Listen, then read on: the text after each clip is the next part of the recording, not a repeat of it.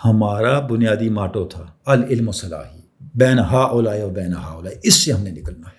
کون اس قوم کی مورالٹی کو ٹھیک کرے گا؟ اگر یہی کچھ ہم کرتے رہے ہمیں کسی دشمن کی ضرورت نہیں ہے۔ بسم اللہ الرحمن الرحیم۔ السلام علیکم ناظرین اکرام، آج ہم ایک ایسے موضوع پہ بات کر رہے ہیں جو ایک دو افراد کا نہیں، ایک دو ملکوں کا نہیں، بلکہ انسانیت کا مسئلہ بن چکا ہے۔ وہ مسئلہ ہے مشرق وسطیٰ میں امن کی تباہی اور فلسطینیوں پر ہونے والے انتہائی انسانیت سوز مظالم۔ ناظرین اکرام، اس مسئلے نے عالم اسلامی کو نہیں بلکہ انسانیت کے اور اس کرۂ ارض کے امن کو ایسے خطرات سے دوچار کر دیا ہے کہ خدا نہ خواستہ اگر انسانیت نے اقوام عالم نے بر وقت کوئی اجتماعی فیصلہ نہ کیا اس مسئلے کو مزید بگاڑ کا شکار ہونے سے روکنے کے لیے، تو خدا نہ خواستہ یہ کرۂ ارض اور یہاں کی انسانیت کسی بڑے حادثے سے نہ دوچار ہو جائے۔ اسرائیل کا قیام جب سے عمل میں آیا، اس وقت سے لے کے اب تک مسلسل فلسطینیوں کو جس طرح ظلم و ستم کا نشانہ بنایا گیا، ان کو بنیادی حقوق سے محروم کیا گیا، اور ان کو جس طرح سے اپنے آبائی وطن میں پردیسی بنا دیا گیا، اس کی کوئی مثال نہیں ملتی۔ کئی جنگیں بھی ہو چکی ہیں، اور ان جنگوں کے نتیجے میں مزید جو مظالم کی شرح ہے وہ بڑھتی ہی چلی گئی ہے۔ ہر آنے والا دن جو ہے وہ فلسطینیوں کے لیے، وہاں کے مسلمانوں کے لیے مزید مصیبتیں لانے والا، مزید اسرائیل کی طرف سے مظالم کا باعث بننے والا دن بنتا چلا گیا ہے۔ تاریخ اس کی کیا ہے، اس کی ہسٹری کیا ہے؟ ناظرین کرام، اس پہ بہت کچھ کہا گیا، بہت کچھ لکھا گیا، اور آپ سنتے رہتے ہیں، پڑھتے رہتے ہیں۔ اس مسئلے کی ایک اور جہت پہ آج ہم بات کرنا چاہتے ہیں، اور اس کے کچھ اور پہلو آپ کے سامنے رکھنا چاہتے ہیں جن کی وجہ سے اس مسئلے نے حل نہیں ہونا، تاوقع کہ ان پہلوؤں کو ہم پراپر ایڈریس نہیں کر لیتے۔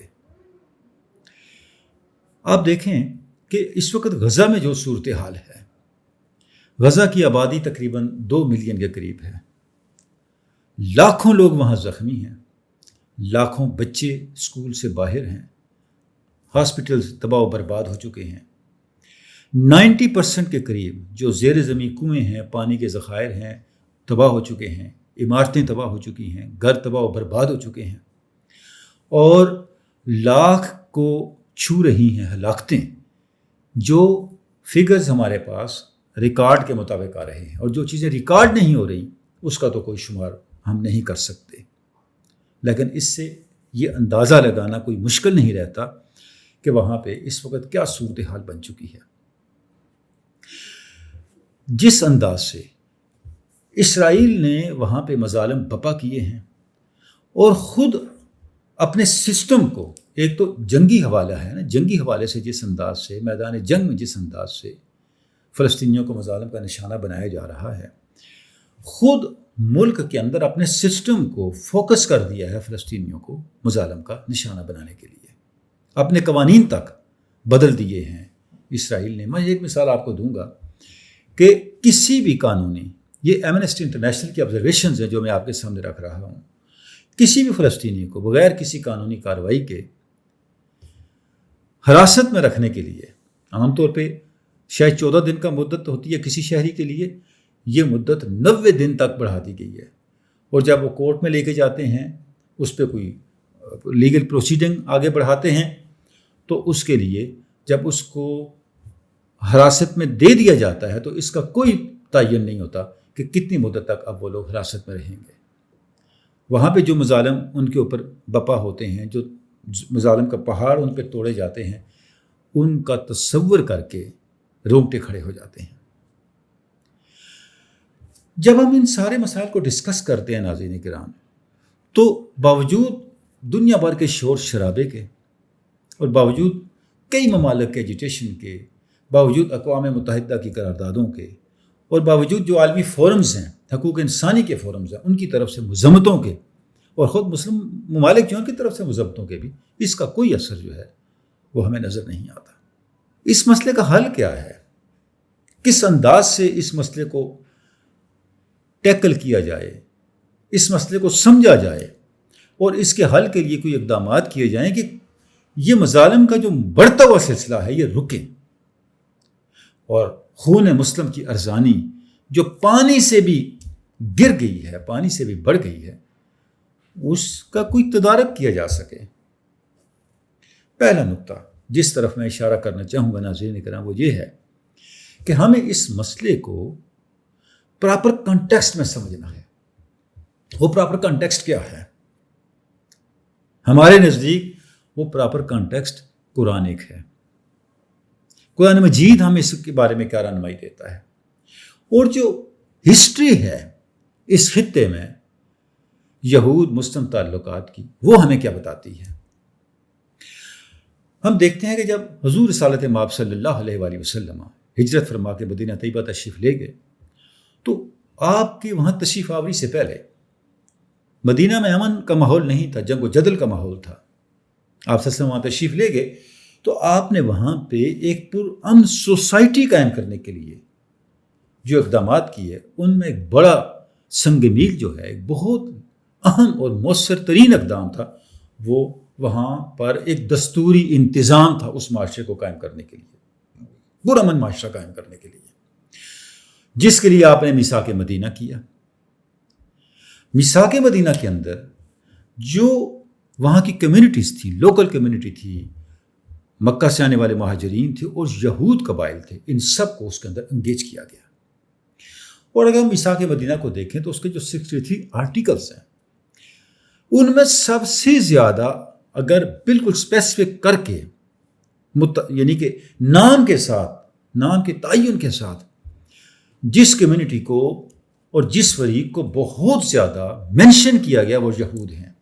وہاں پہ مدینہ کے اندر قبائل تھے، ان کے قبائل کی جو شاخیں تک تھیں ان تک کو مینشن کیا گیا کہ ان کے حقوق کیا ہوں گے، ان کو سیکیور کیسے کیا جائے گا، اور وہ کس طرح سے اپنا رول پلے کریں گے اس نئی ریاست کے اندر۔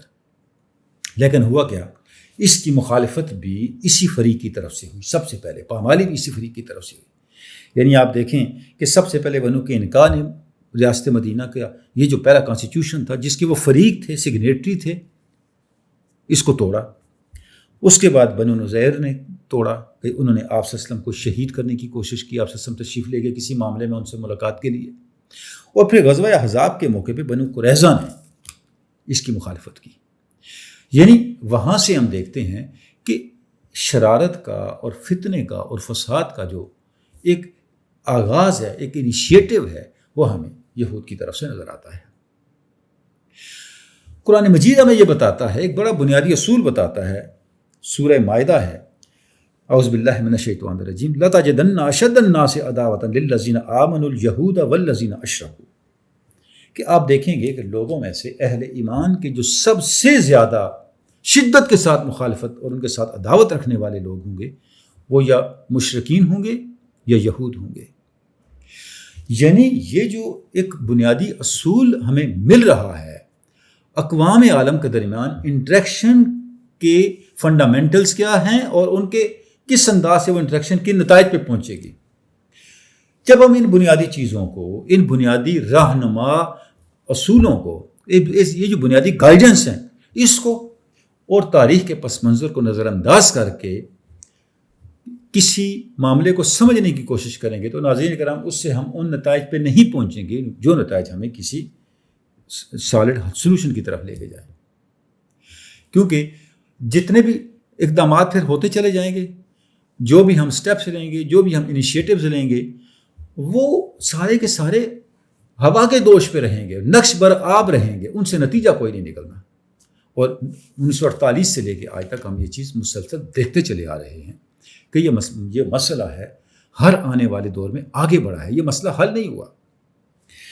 اچھا، اب اس کے ساتھ ایک قدم ہم آگے بڑھتے ہیں ناظرین کرام، وہ یہ ہے کہ کیوں ہر آنے والے دن میں اسرائیل کا انفلوئنس بڑھتا چلا گیا، اس کے اقدامات باوجود انٹرنیشنل لا کی مخالفت کے، بین الاقوامی قانون کی پامالی کے اور حقوق انسانی کے جتنے بھی معیارات ہیں ان کی مخالفت کے باوجود اس کے اقدامات ہی آگے بڑھتے چلے جا رہے ہیں اور مسلمان کٹتے ہی چلے جا رہے ہیں، مسلمان پستے ہی چلے جا رہے ہیں، اور وہاں پہ موجود جو فلسطینی ہیں ان کے لیے عرصہ حیات تنگ ہی ہوتا چلا جا رہا ہے۔ اس میں ناظرین کرام ہم نے اب اس کو چاہے غلط کامیابی کہیں، نیگیٹو معنوں میں کامیابی کہیں، اسرائیل یہ جو کامیابی حاصل کرتا چلا جا رہا ہے اس کو انڈرسٹینڈ کرنے کے لیے، اور مسلم امہ اور خصوصاً جو فلسطینی وہاں پہ موجود ہیں ان کے لیے ہر آنے والے دن میں ناکامیوں کے بڑھنے کو اگر ہم پراپر انداز میں سمجھنا چاہیں، پراپر کانٹیکس میں سمجھنا چاہیں، تو اس کے لیے ہمیں اسرائیل کی حیثیت کو انڈرسٹینڈ کرنا ہوگا۔ جب ہم اسرائیل کی حیثیت کو سمجھنے کی کوشش کرتے ہیں تو ناظرین کرام پہلی بڑی بنیادی بات یہ ہے کہ اسرائیل ایک آئیڈیالوجی کے تحت وجود میں آنے والا ملک ہے۔ 1948 میں جب اسرائیل وجود میں آیا تو آپ اس کو دیکھیں، اس کی پوری ایک ہسٹری ہے، ایک آئیڈیالوجیکل سٹیٹ ہے جو 1948 میں وجود میں آئی، اور کمال کی بات یہ ہے کہ یہ حقیقی معنوں میں آئیڈیالوجیکل سٹیٹ ہے۔ پاکستان بھی نظریاتی ملک ہے، لیکن پاکستان نظریاتی ملک کے طور پہ بننے کے باوجود اس نظریے کے ساتھ کوئی کمٹمنٹ یا نظر نہیں آتی۔ اسرائیل نے پوری ہانیسٹی کے ساتھ جس آئیڈیالوجی کے تحت ملک بنایا اس آئیڈیالوجی کو کیری آن کیا۔ یہ وہ بنیادی نقطہ ہے ناظرین جس کو ہم ہمیشہ نظر انداز کر دیتے ہیں۔ جب کوئی ملک اپنی آئیڈیالوجی کے لیے ہر طرح کی قربانی دینے پہ تیار ہو جائے تو تاریخ نے اس کو فیور تو ضرور کرنا ہے، پھر تاریخ نے اس کی تائید ضرور کرنی ہے، اور تاریخ اس کی تائید کر رہی ہے، پہلی بات۔ دوسری بات ناظرین یہ ہے کہ اسرائیل نے اپنے قیام کے بعد سے آج تک اپنے آپ کو بطور ایک سیریس، ایک سنجیدہ ریاست کے طور پہ جس طرح ایسرٹ کیا ہے، جس طرح ثابت کیا ہے، پوری مسلم دنیا کے لیے وہ ایک لمحہ فکریہ ہے۔ میں صرف علمی حوالے سے بات کرنا چاہوں گا۔ ناظرین کرام، اسرائیل ایک بہت چھوٹا سا ملک ہے، لیکن صرف علمی میدان میں آپ دیکھیں کہ اس کا سٹیٹس کیا ہے۔ ہم بات کرتے ہیں کہ اسرائیل کے مظالم نہیں رکتے، ہم یہاں پہ اس کی مذمتوں کے ڈھیر لگا دیتے ہیں، اس کے خلاف لان تان کیا کچھ ہم نہیں کر رہے۔ اب دیکھیں کہ اسرائیل کیوں کامیاب ہے۔ ناظرین کرام، علمی لحاظ سے، سائنس اور ٹیکنالوجی کے میدان میں اسرائیل دنیا کا واحد ملک ہے جس کو سٹارٹ اپ نیشن کہتے ہیں، اور میرے ناقص معلومات کے مطابق دنیا کا کوئی اور ملک نہیں ہے جس کے پاس یہ سٹیٹس ہے، جس کو انٹرنیشنل کمیونٹی میں سٹارٹ اپ نیشن کا سٹیٹس دیا جاتا ہے۔ سٹارٹ اپ نیشن کس کو کہتے ہیں؟ ناظرین کرام، سٹارٹ اپ نیشن اس قوم کو کہتے ہیں جو علوم کی دنیا میں، ایجادات کی دنیا میں انیشیٹو لے، کوئی آئیڈیا انیشیٹ کرے۔ سائنس اور ٹیکنالوجی میں جتنے آئیڈیاز انیشیٹ اسرائیل کر رہا ہے اس وقت، دنیا کا کوئی ملک نہیں کر رہا۔ آپ دیکھیں اس وقت 13 نوبیل لوریٹس جو ہیں وہ اسرائیل سے ہیں، فزکس، کیمسٹری، بایولوجی، دنیا کے جو بڑے علوم ہیں جن کا تعلق ڈائریکٹ انسانی زندگی کے معیار کے ساتھ ہے، ان علوم میں ان کو نوبیل پرائز سائنسدانوں کو، وہاں کے سائنسدانوں کو دیا گیا، ان کی کنٹریبیوشنز کی وجہ سے، ان کی جینوئن سگنیفیکنٹ اور جس کو کہتے ہیں ایڈیشن ان نالج والی کنٹریبیوشنز کی بنیاد پہ دیا گیا ہے۔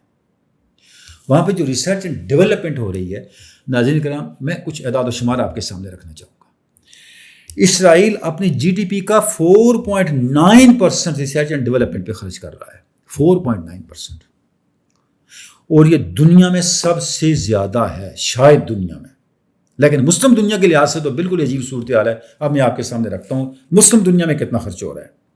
UAE 1.5% خرچ کر رہا ہے اپنے ٹوٹل جی ڈی پی کا، مصر 0.91% خرچ کر رہا ہے، قطر 0.68% خرچ کر رہا ہے، سعودی عربیہ 0.45% خرچ کر رہا ہے، عمان 0.29%، عراق 0.04%، اتنا زیادہ، ایران 0.88%، ازبکستان 0.17%، ملائیشیا 1.07%. دو ممالک ایسے ہیں جو 1% تک پہنچی ہیں, UAE اور ملائیشیا. اور پاکستان 0.24% خرچ کر رہا ہے. پوری مسلم دنیا 6.19% اپنے GDP کا ریسرچ اینڈ ڈیولپمنٹ پہ خرچ کر رہی ہے, جبکہ اسرائیل پوری مسلم دنیا کے R&D پہ خرچ کا 80% خرچ کر رہا ہے. آپ تصور کریں, ہمارا بنیادی ماٹو تھا العلم صلاحی, علم میرا اسلحہ ہے, یہ حدیث پاک ہے. اور سمجھا کس نے اور عمل کون کر رہا ہے؟ اچھا, اس کے بعد آپ دیکھیں, میں نے کہا تھا کہ اسرائیل کو سٹارٹ اپ نیشن کہتے ہیں. اس وقت یہ لیٹسٹ اعداد و شمار آپ کے سامنے رکھ رہا ہوں, 6000 سٹارٹ اپ ہیں اسرائیل میں جن پہ کام ہو رہا ہے. 6000. اور دنیا بھر میں امریکہ, رشیا, دنیا کی بڑے جو ممالک ہیں, چائنا سب سمیت, اسرائیل وہ ملک ہے جس میں پر capital highest number of startups ہیں. دنیا کا کوئی ملک اس وقت اسرائیل میں اس کے ساتھ کمپیٹ نہیں کر سکتا. تل ابیب دنیا کے 5 بڑے گلوبل ٹیکنالوجی سٹیز میں سے ایک ہے.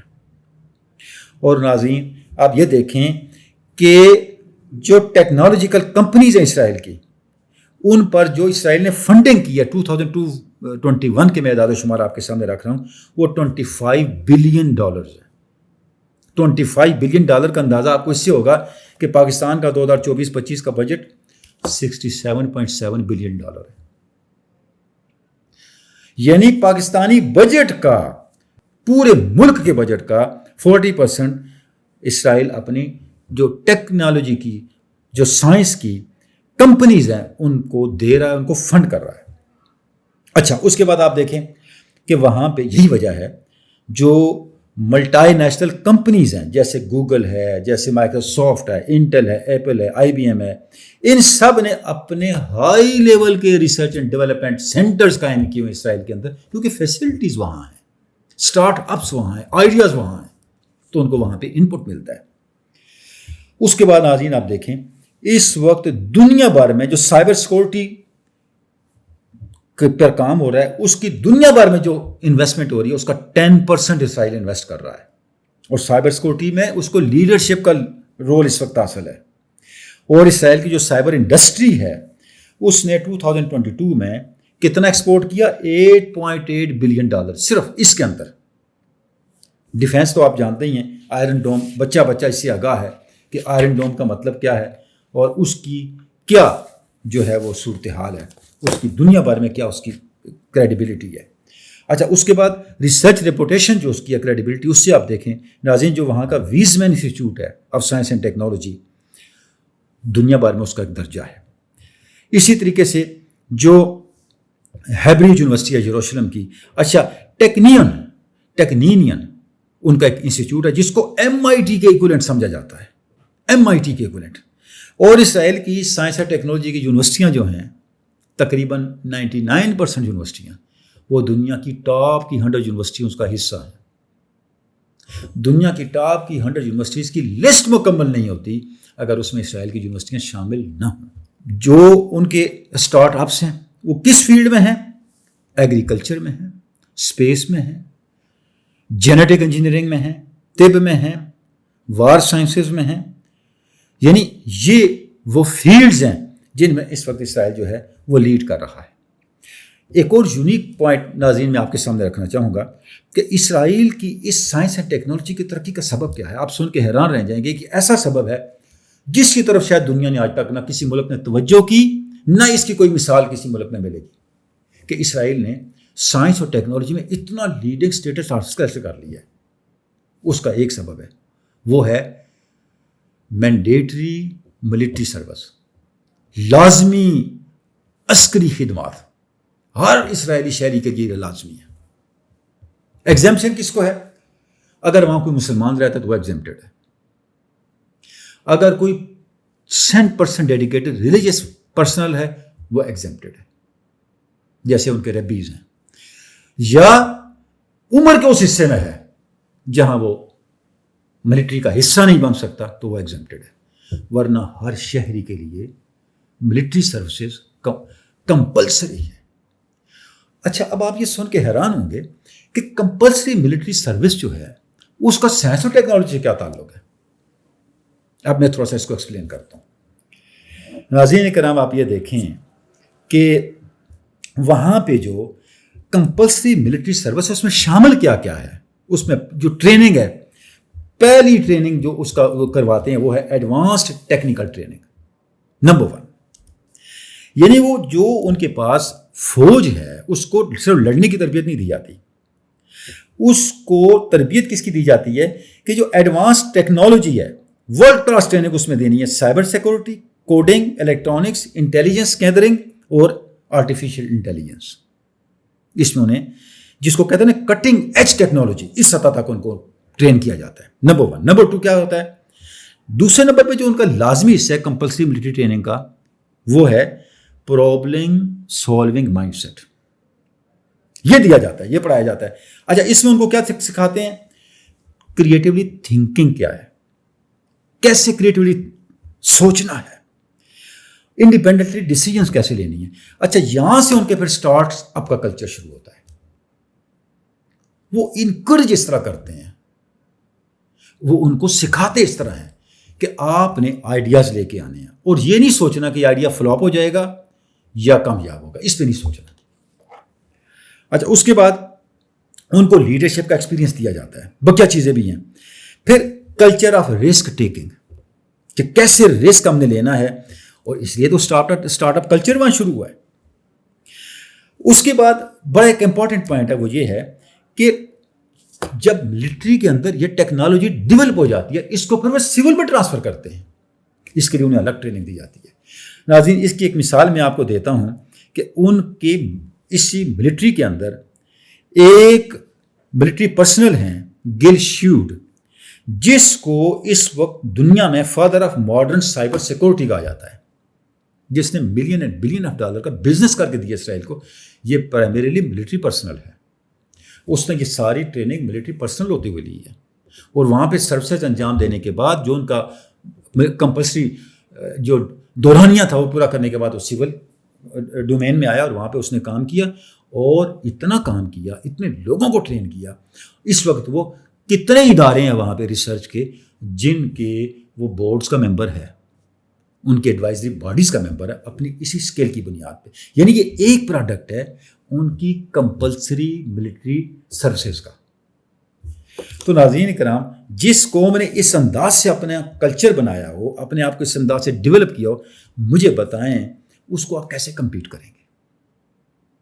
اس کے بعد بننے کے بعد یہ جو اگلا جو معاملہ ہے ناظرین کرام، تھوڑا سا اس پہ بھی میں بات کرنا چاہوں گا کہ اپنے قیام کے بعد سے باوجود مخالف آندیاں چلنے کے، باوجود پوری مسلم دنیا کی مخالفت کے، اسرائیل نے دنیا میں اپنے لیے آئسولیشن کا ماحول پیدا نہیں ہونے دیا. بڑی طاقتیں اس کے ساتھ ہیں، بڑے ممالک اس کے ساتھ ہیں، اور اسباب بہت سے جو اسباب ہیں ان میں سے چونکہ وقت کم ہے، بنیادی سبب کیا ہے کہ ہر ملک کا ٹیکنالوجیکل، سائنٹیفک اور انٹلیکچوئل انٹرسٹ پیدا کر دیا اس نے اپنے ملک کے اندر.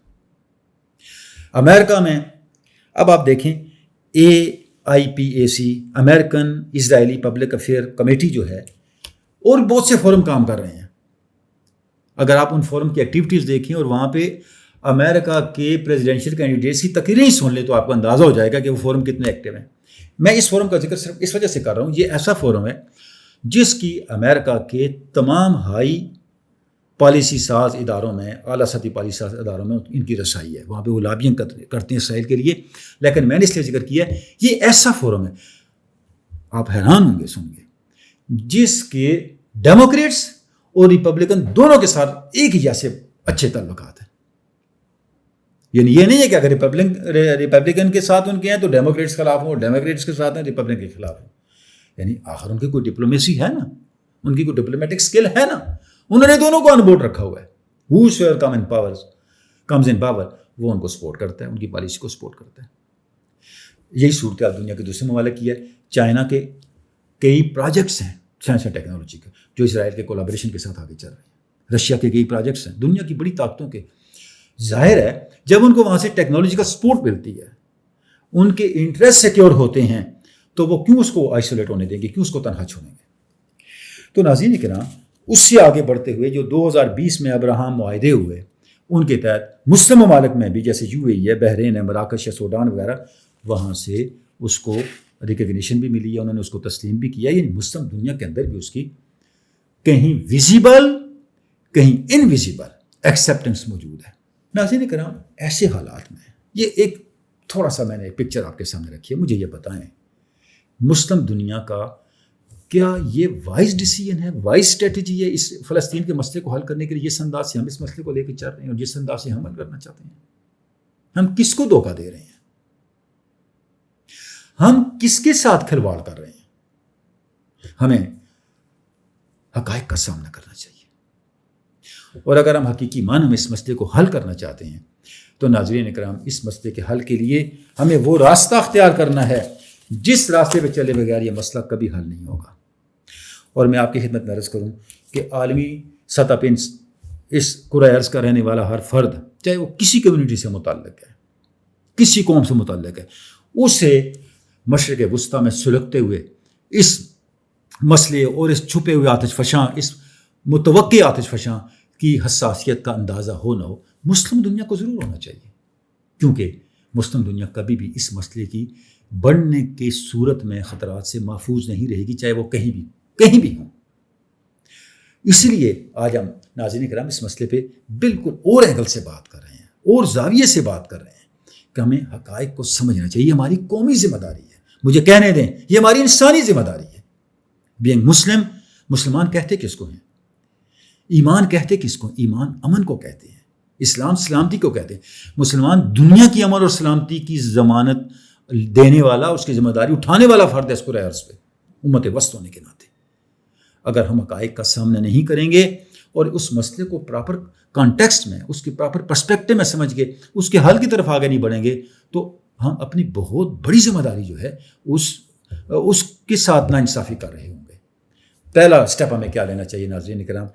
بینگ پاکستانی میں یہ بات کروں گا، ہمیں ایک اجتماعی رویہ اختیار کرنا چاہیے. بنیادی سٹیپ ہے.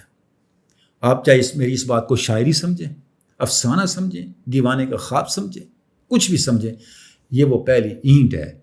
اگر آپ پاکستان کو نظریاتی مملکت کے طور پہ آپ وجود میں لے کے آئیں، اس کے نظریے کو آپ سمجھتے نہیں ہیں، اس کے نظریے کے ساتھ کمٹمنٹ پیدا کر کے ایک اجتماعی سوچ نہیں پیدا کرتے، تو ناظرین کرام ہم اپنے مستقبل کو سیکیور نہیں کر رہے. میں آپ کی خدمت میں عرض کرتا ہوں، ساری باتیں چھوڑیں، اگر آپ کو یہی نظریہ نہیں پسند کوئی اور ہی نظریہ پکڑ لیں بھائی، لیکن ایک قوم تو بنے، ایک قوم تو بنے. ہم انفارچونیٹلی آج تک ایک قوم نہیں بن سکے. ہمارا ایک جس کو کولیکٹیو ول کہتے ہیں، کولیکٹیو ول ہی سامنے نہیں آ سکی. جب تک ہم ایک مکمل طور پہ ایک اجتماعی وجود اپنا سامنے نہیں لے کے آتے. اچھا، اس کا نتیجہ کیا نکلے گا اگر ہم یہ نہیں کرتے؟ ہمارا کوئی اجتماعی موقف ہی نہیں ہوگا کسی ایشو پہ. ہمارے 3000 موقف ہیں، 3000 ڈائمینشنز ہیں، 3000 جہات ہیں، تو ہم نے کس منزل پہ جانا ہے، کہاں جانا ہے؟ یہ جو ڈائلیما ہے بین ہؤلاء و بین ہؤلاء، اس سے ہم نے نکلنا ہے. آپ یہ عام آدمی کی بھی سوچنے کی بات ہے. اس مذہبی لیڈر کو فالو کریں، اس سیاسی لیڈر کو فالو کریں، اس سماجی لیڈر کو فالو کریں جو آپ کو قوم بنا رہا ہے، جو آپ کو تقسیم کر رہا ہے. ناظرین کرام، وہ آپ کی اجتماعیت کی قربانی آپ سے لے کے اپنے مفادات کو سیکیور کر رہا ہے. اب آپ نے فیصلہ کرنا ہے کہ ہم کس راستے کو چنتے ہیں. نمبر 2، ہمارے جتنے مذہبی طبقات ہیں، جتنے دینی طبقات ہیں، جو بہت اس معاملے میں اپنے آپ کو سینسٹیو ڈیمانسٹریٹ کرتے ہیں، بہت کچھ وہ کر بھی رہے ہیں، میں اس طرف نہیں جاتا، ہم نے کسی ڈیبیٹ میں کسی تنازع میں نہیں پڑھنا. میں ایک بات کہنا چاہتا ہوں، اگر ہماری خانقاہ اور ہمارے ممبر و محراب، ہمارے دینی طبقات، چاہے ان کا تعلق دینی جماعتوں سے ہو، چاہے ان کا تعلق مسجد و ممبر و مدرسہ سے ہو، یا ہمارے روحانی طبقات جو خانقاہ سے متعلق ہے، وہ واقعی چاہتے ہیں مسلم دنیا کا مستقبل سیکیور ہو، یہ مسئلے حل ہوں، وہ ایک کام کر لیں، کچھ بھی نہ کریں. کیا؟ وہ اس قوم کی موریلٹی کو ٹھیک کر دیں. میں آپ کو پورے اعتماد سے کہتا ہوں، شاید آپ پاکستان میں ایک دینی مدرسہ، ایک دینی مرکز اور ایک خانقاہ ایسی نہ بتا سکیں جس کی ویسینٹی میں، جس کے گرد و نواح میں ہونے والے کاروبار ملاوٹ سے پاک ہوں، جس کے گرد و نواح میں رہنے والے لوگ رشوت نہ لیتے کھاتے ہوں، ایک دوسرے کے ساتھ فراڈ نہ کرتے ہوں، ایک دوسرے کے حقوق نہ چھینتے ہوں، جن سے وابستہ لوگ اسلام کی پرائمری ویلیوز کو حقیقی معنوں میں آبزرو کرتے ہوں، تو ہم کیا کر رہے ہیں؟ یہی کام کر دیں، سارے کام چھوڑ دیں، 5 سال لگا دیں اس پہ، کم از کم اس قوم کی مورلٹی کو کھڑا کر دیں۔ کون اس قوم کی مورلٹی کو ٹھیک کرے گا؟ جب یہ قوم دیکھتی ہے کہ ممبر اور خانقاہ میں بیٹھا ہوا شخص ہی، الا ماشاء اللہ، میں سب کی بات نہیں کر رہا، جو اخلاقیات کے درس دیتے ہیں، وہی اپنی دنیا کی عظمتوں کو حاصل کرنے کے لیے ساری اخلاقیات کا بیڑا غرق کر رہے ہیں، وہ کیوں فالو کریں گے؟ کاش کہ دینی طبقات کی عظمت اور تقدس کی بنیاد علم اور تقوی ہوتا، مادیت کی چکا چوندھ نہ ہوتی۔ ہم نے تباہ کر دی ہے سوسائٹی کی مورالٹی کو۔ ہمیں سبق لینا چاہیے اس نقشے سے، جو تھوڑا سا نقشہ میں نے آپ کے سامنے کھینچا، ہمارے لیے لمحہ فکریہ ہے۔ مجھے علامہ اقبال کا جواب شکوہ یاد آ رہا ہے کہ عمل تمہارے ایسے کہ دیکھ کے شرمائیں یہود۔ حقیقت علامہ نے تو ایک مصرع لکھا، لیکن آج کا منظرنامہ اس کی عملی تفسیر اور عملی شرح کر رہا ہے ہمارے سامنے۔ ہماری خانقاہ کو اور ہمارے دینی طبقات کو اگر ہم یہ کام نہیں کر سکتے، یہ کسی اور نے نہیں کرنا، یا آپ کی سیاسی جماعتوں نے نہیں کرنا، یا آپ کی بیوروکریسی نے نہیں کرنا، آپ کے کسی اور آپ کے تاجروں نے نہیں کرنا، یہ آپ کے کرنے کا کام ہے۔ اور اگر آپ نے یہ کام نہیں کیا تو یہ ذمہ داری کون لے گا؟ ناظرین کرام، اسی طرح سے سیاسی جماعتوں نے بھی اپنا کردار ادا کرنا ہے، ان کی بھی ذمہ داری ہے۔ وہ کچھ نہ کر سکے، کم از کم اتنا کریں، پوری قوم کے ساتھ اگر وہ نہیں کر سکتے، ان کے ساتھ جو وابستہ لوگ ہیں، ان کے اپنے جو سیاسی کارکن ہیں، ان کی تو اتنی تربیت کریں کہ ان کے اندر کوئی نظم و ضبط ہو، کوئی نظریاتی بالیدگی ہو، کوئی نظریاتی میچورٹی ہو۔ قائد اعظم کی مثال ہمارے سامنے موجود ہے۔ قائد اعظم نے پہلے اس دور میں مسلم قوم کے اندر نظم و ضبط پیدا کیا، اور کتنی قائد اعظم کے ہمیں اسٹیٹمنٹس ملتی ہیں۔ قائد اعظم نے بارہ فرمایا، تم اتحاد اور ڈسپلن پیدا کر لو، پاکستان میری ذمہ داری ہے۔ قائد اعظم ایک جلسے میں گئے اور لوگ دڑا دڑ، جیسا ہمارا طریقہ کار ہوتا ہے، ہنگم بیل کر کے آگے بڑھنے لگے، تو قائد اعظم نے روکا، لوگ نہیں روکے، قائد اعظم واپس چلے گئے۔ فرمایا، جب آپ لوگ میری بات پہ عمل نہیں کرتے تو میرا یہاں تقریر کرنے کا کیا فائدہ؟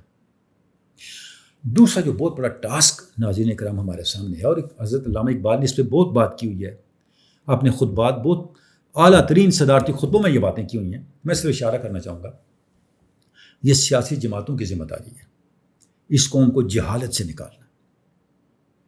ہمیں اس قوم کو علم سے آشنا کرنے کے لیے جنگی بنیادوں پہ مہم چلانی ہوگی، جنگی بنیادوں پہ، اور یہ کوئی ناممکن کام نہیں ہے۔ اگر ہماری سیاسی جماعتیں اس کو اپنی پرائرٹی بنا لیں، کم از کم ہر سیاسی جماعت اپنے حلقے کے اندر اپنے ذمہ داران کو، جو ان کے اسمبلی میں پہنچنے والے لوگ ہیں، ان کو ہی ٹاسک دے دیں کہ اپنے علاقے میں آپ ایسے پروگرام شروع کریں، رضاکارانہ سرگرمیاں شروع کریں، جس سے لوگ پڑھ لکھ جائیں، لوگ بنیادی تعلیم پا لیں۔ جہالت سے ہم نے اس قوم کو نکالنا ہے۔ اسی طریقے سے ناظرین کرام، جامعات کے حوالے سے بھی میں ایک بات عرض کرنا چاہوں گا، یونیورسٹیز کے حوالے سے بات عرض کرنا چاہوں گا۔ ہمارے ہاں ریسرچ کا کلچر نہ ہونے کے برابر ہے، اور جہاں تک ہیومینٹیز کا تعلق ہے، وہاں پر تو سوائے تکرار کے، اس سے میں چھوٹا لفظ استعمال کروں تو شاید سننے والے ناراض ہو جائیں، کچھ بھی نہیں ہو رہا۔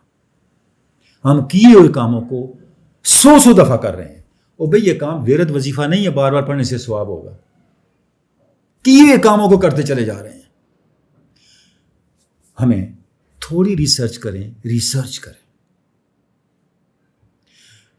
جس سے ریسرچ کہتے کس کو ہے، جس سے کچھ نہ ہو، کچھ تو حل نکلے۔ ہم ایسی ریسرچ کر رہے ہیں، قوم ہر آنے والے دن ایک نئی بند گلی میں پھنستی جا رہی ہے، ہماری ریسرچ کدھر جا رہی ہے؟ ہمیں اپنی ریسرچ کو اپنے سوشل ایشوز کے ساتھ لنک کرنا ہے۔ جب تک ہم ایک جینوئن ریسرچ کلچر نہیں پیدا کرتے، ہماری جامعات کا کوئی آؤٹ پٹ، کوئی اثر، کوئی فائدہ اس قوم کو نہیں ہے۔ ہم ایک ہجوم تیار کر رہے ہیں جنہیں الفابیٹس یاد ہیں، حروف یاد ہیں، لیکن ان الفابیٹس اور ان حروف اور ان سے بننے والے جملوں کے معنی سے یہ قوم خالی ہوتی چلی جا رہی ہے۔ اس قوم کو ہم کہاں لے کے جا رہے ہیں؟ کس اندھیرے کے سپرد کر رہے ہیں اس قوم کو؟ ایسی تحقیقات ہو رہی ہیں، جب ہم ان تھیسس کو دیکھتے ہیں، ان مقالات کو دیکھتے ہیں، سر پکڑ کے انسان رہ جاتا ہے، کیا ہم کیا کر رہے ہیں اس قوم کے ساتھ؟ اس نئی نسل کو کیا بتا رہے ہیں؟ ناظرین کرام، اگر یہی کچھ ہم کرتے رہے ہمیں کسی دشمن کی ضرورت نہیں ہے۔ اور آخری بات جس میں اپنی گفتگو کو ختم کرنا چاہوں گا، ہم جتنے بھی احتجاج کریں، میں قطعاً بھی اس پہ کوئی نیگیٹو کمنٹ نہیں کروں گا، لیکن میں اتنا ضرور کہنا چاہوں گا کہ اس سے ہمیں کیا حاصل ہوگا۔ جب تاریخ خلافت چل رہی تھی تو تاریخ خلافت کے بڑے بڑے لیڈر حضرت پیر مہر علی شاہ علیہ رحمہ کے پاس گئے، اور یہ وہ ہستی ہیں جن سے علامہ اقبال نے جن کی طرف رجوع کیا تھا کچھ بنیادی علمی مسائل کے حل کے لیے، اور یہ وہ ہستی ہیں جن کا بہت غیر معمولی کنٹریبیوشن ہے ہماری تاریخ کے اندر۔ تو مولانا ظفر علی خان گئے، اور ابوالکلام آزاد بھی ان کے پاس جانا چاہ رہے تھے کہ ان کو جا کے کنونس کریں کہ آپ تاریخ خلافت میں ہمارے ساتھ چلیں، پوری قوم کھڑی ہے یہ وہ۔ تو جب پہلے میں ابوالکلام آزاد کا ذکر کر لوں تو جب مولانا ابوالکلام آزاد گولڈا کے ریلوے اسٹیشن پہ اترے تو وہیں ظفر علی خان واپس جا رہے تھے، تو ملاقات ہوئی۔ تو ظفر علی خان نے پوچھا، جی مولانا آپ کدھر تشریف لے جا رہے ہیں، کس سے ملنا؟ انہوں نے کہا جی میں چاہتا ہوں پیر مہر علی شاہ صاحب کو ملوں، آپ ہی مل کے آئیں، ذرا ان کو کنونس کرتے ہیں۔ تو ظفر علی خان نے کہا جی میں ابھی وہیں سے آ رہا ہوں اور آپ کا ذکر وہاں ہوا تھا، تو انہوں نے آپ کے بارے میں ایک سوال پوچھا ہے آپ ہی کی ایک چھپی ہوئی تحریر پر۔ انہوں نے کہا کون سا سوال؟ تو وہ سوال انہوں نے دہرا دیا، اگر اس کا جواب ہے تو جائیں۔ تو مولانا ابوالکلام آزاد نے وہیں واپسی کا ٹکٹ کٹایا اور واپس چلے گئے، گولڈا شریف نہیں گئے۔ تو مولانا ظفر علی خان جب پیر صاحب سے ملے تو بات چیت چلی، تو پیر صاحب نے پوچھا بھی آپ اتنی بڑی تحریک چلا رہے ہو، اس کا آرگومنٹ کیا آپ کے پاس، کیا آپ کا اس کا حاصل وصول کیا ہے، مطلب کسی دلیل پہ آپ کھڑے ہیں نا؟ تو ظفر علی خان پہلے دائیں بائیں کرتے رہے، کوئی دلیل نہیں نکلی۔ تو آخر ظفر علی خان نے ایک بات کہی، انہوں نے کہا حضرت اس کی کوئی واضح دلیل تو نہیں ہے میرے پاس، میں کوئی واضح آپ کو شرعی یا قانونی یا کوئی ایسا آرگومنٹ دوں، لیکن ہم انگریز کو بتانا چاہتے ہیں کہ ہم اس ایشو پہ ناراض ہیں، اپنی ناراضگی دکھانا چاہتے ہیں۔ پیر صاحب نے بڑی کمال بات فرمائی۔ پیر صاحب نے فرمایا آپ بھی بادشاہ بندے ہیں، یہ بھی کوئی دلیل ہے؟ جب طاقتور کمزور پہ ظلم کر رہا ہو اور کمزور اس سے روٹ جائے تو اس سے طاقتور کو کیا فرق پڑتا ہے؟ وہ کہتا ہے اور روٹ جاؤ، روٹے رہو۔ آپ تو روٹ کے طاقتور کے ہاتھ مزید مضبوط کر رہے ہیں، یہ آپ کی کیا اسٹریٹجی ہے؟ اسی زمانے کی ایک بڑی شخصیت تھی ناظرین کرام، مولانا عبد الباری فرنگی محل۔ فرنگی محل کی بڑی اتھارٹی تھے، انہوں نے بھی تاریخ خلافت میں بڑا رول پلے کیا، اور انہوں نے خط لکھا 3 جولائی 1921 کو پیر مہر علی شاہ صاحب کو کہ آپ ہمارا ساتھ دیں۔ اب پیر صاحب نے جو جواب دیا میں ایک جملہ آپ کے سامنے پڑھتا ہوں۔ پیر صاحب نے فرمایا مولانا آپ مجھ سے تاریخ خلافت کی حمایت مانگ رہے ہیں، آج تک آپ نے جو کیا ہے مذہبی سیاسی انتشار کی مدافعت میں جمعیت العلماء کی غیر مبصرانہ وکرانہ، مطلب ہے کہ جس کی کوئی ہاتھ سر پاؤں نہیں ہے، تحریکات نے بغیر اس کے کہ محرک و متحرک القابل کو مضحکہ اور محل تمسخر کفار بنایا اور کیا فائدہ بخشا۔ یعنی آپ نے فرمایا کہ بھئی آپ نے آج تک جو کام کیا ہے اپنے آپ کو مذاق ہی بنایا ہے، قوم کو کوئی ڈیلیور بھی کیا، کوئی فائدہ بھی اس کا ہوا ہے؟ ناظرین کرام، تقوی کے بغیر، تقوی میں مذہبی معنوں میں نہیں کہہ رہا، تقوی کا مطلب یہ ہے کریکٹرل انٹیگریٹی، اور قرآن مجید یہی اسی تقوی کی بات کرتے ہیں۔ ہم نے تقوی کو صرف تسبیح اور داڑھی بنانے کا نام بنا دیا ہے، مذہبی رسومات تک وہ تقوی نہیں ہے۔ تقوی کریکٹرل انٹیگریٹی ہے، علم کے بغیر اور اس تیاری کے بغیر جو ہمیں اسوہ نبوی سے ملتا ہے۔ جو کچھ ہم کریں گے اپنا وقت اور وسائل ضائع کریں گے اور ظلم کو آگے بڑھنے کا مزید موقع دیں گے۔